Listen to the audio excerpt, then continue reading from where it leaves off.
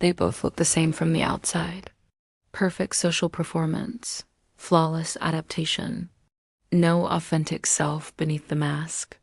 But challenge a narcissist's performance and you might get rage, manipulation, or revenge. Challenge someone with only persona and they just recalibrate. No emotion, no injury, just adjustment. According to Carl Jung's theory of the psyche, both are missing a real ego.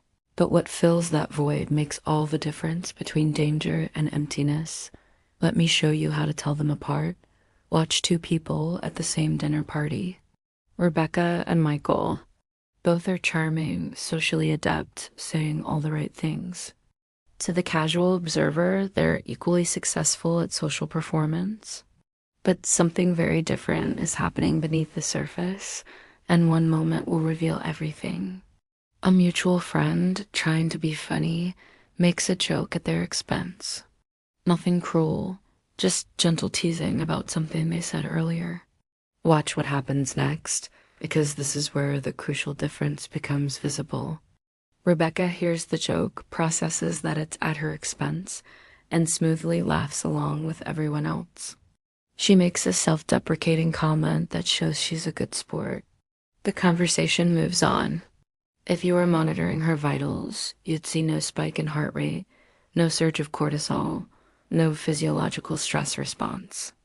She's adjusted the performance to incorporate being teased, and there's no internal distress because there's no internal self to be distressed. Michael hears the same kind of joke about himself at a different moment.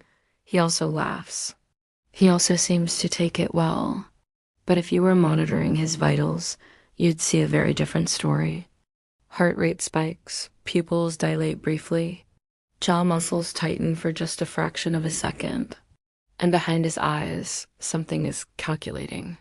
Not just calculating how to respond, calculating revenge. The joke will be remembered. The person who made it has just been marked. Michael will find a way, perhaps weeks from now, to humiliate them in return. This is the difference Jung's framework helps us understand. Both Rebecca and Michael lack a real ego, that authentic center of consciousness. Both have only persona, that social mask. But Rebecca's mask covers nothing. Michael's mask covers a grandiose false self that's been wounded.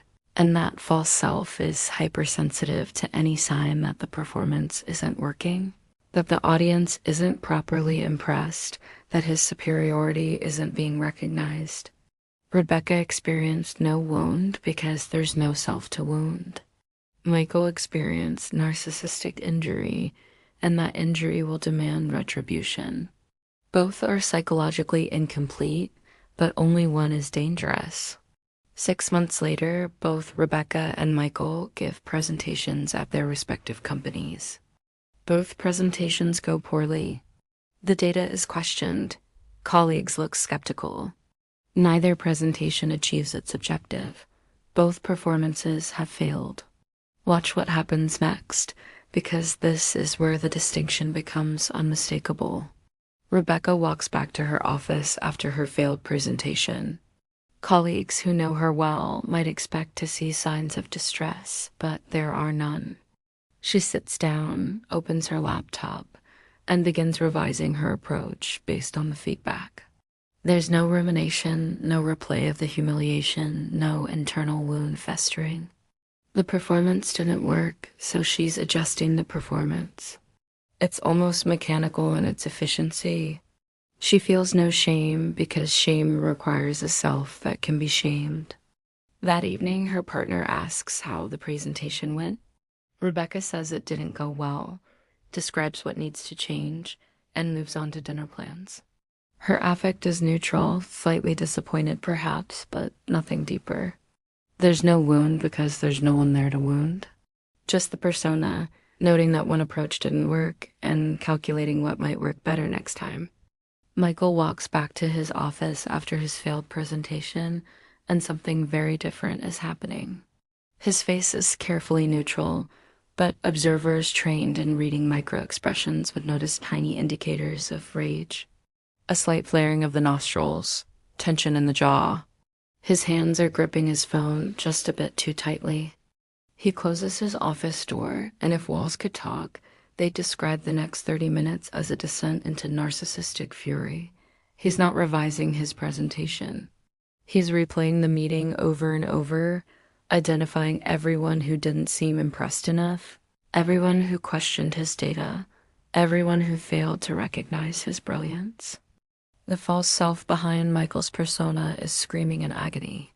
The performance failed, which means the audience saw through the mask, which means the grandiose illusion was threatened. This is unbearable. Over the next few weeks, watch what Michael does. He begins a subtle campaign to undermine the colleagues who questioned him. A word here about someone's competence. A raised eyebrow there when someone's name comes up. Strategic exclusion from important meetings. The false self demands restoration of the grandiose image, and it will get that restoration by destroying those who threatened it. Rebecca does none of this. She revises her presentation and delivers it successfully the next time. There's no vendetta because there was no injury. The performance failed, she adjusted, the new performance succeeded. Simple, mechanical, empty.